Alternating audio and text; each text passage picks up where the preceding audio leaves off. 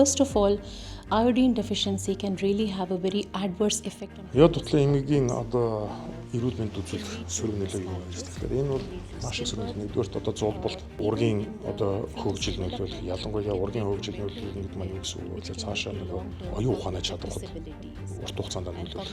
Хүн амын эрүүл мэнд эдийн засгт үзүүлэх хохирол, цаа дам хохирол ууршин бол маш их.